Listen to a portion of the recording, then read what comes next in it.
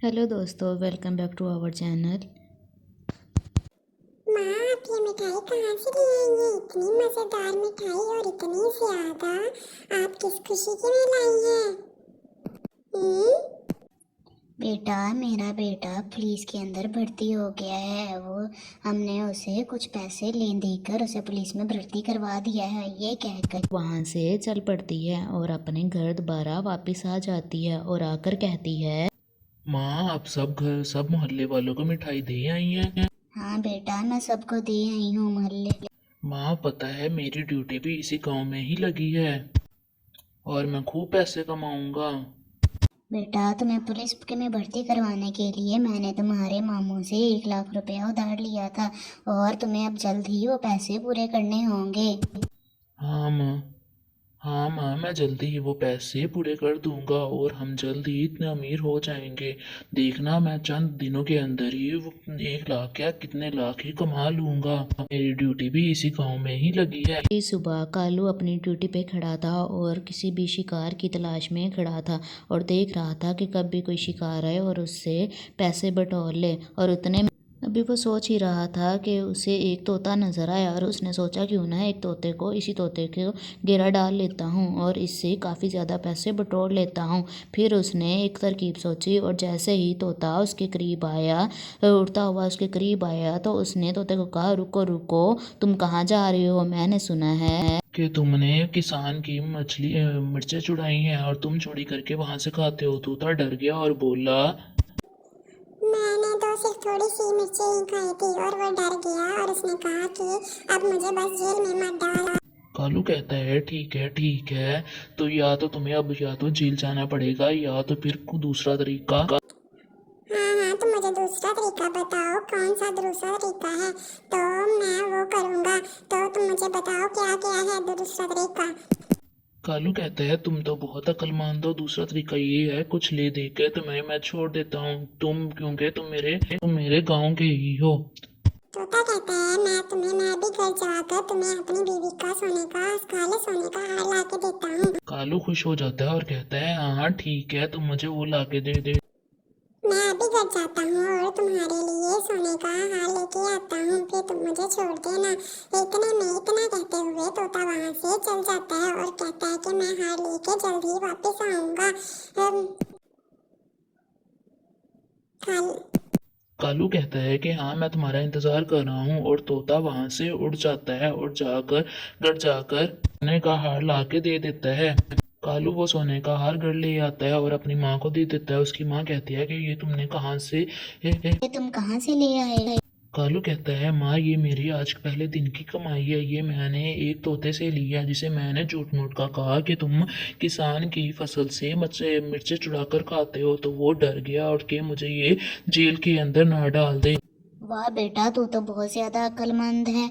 इतना कहते हुए अगले दिन कालू ने एक बुलबुल को रोक लिया और उसे कहा कि मैंने सुना है कि तुम सारी बुलबुलें फूलों का रस चोरी करके पीती हो। अगर हम रस्सी ना लें तो हम कहाँ जिंदा रहें? अगर तुम्हें इतना ही शौक है फूलों के रस चोरी करके पीने का, तो तुम लोग अपना खेत उगा लो और वहां से पिया करो। बुलबुल डर जाती है और कहती है कि अब हम क्या करें, हम मुझे जेल में मत डालना। वो बहुत ज्यादा डर जाती है। कालू कहता है, डरो ना, मैं तुम्हें कुछ नहीं करूंगा। या तो तुम्हें बस जेल जाना होगा या तो फिर दूसरा तरीका अपनाना पड़ेगा। बुल डर जाती है और उसे कहती है, तुम मुझे दूसरा तरीका बताओ। कहती है कि मेरे पास ये बस एक 50 रुपए हैं, तुम ये रख लो। कौवा इसके 50 रुपये ले लेता है और कहता है कि तुम हमारे गाँव की हो, इसलिए मैं तुम्हें छोड़ देता हूँ।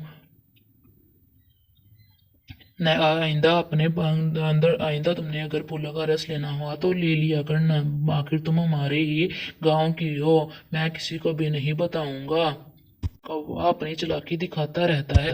एक दिन तोता अपनी बीवी से कह रहा था कि मैं अभी तुम्हारे लिए जाकर जलेबियाँ लेके आता हूँ। तोती उसे कहती है कि कबूतरी उसे कहती है कि मैंने सुना है कि गांव में एक बहुत ही चालाक पुलिस वाला आया है जो हर एक से पैसे बटोरता है।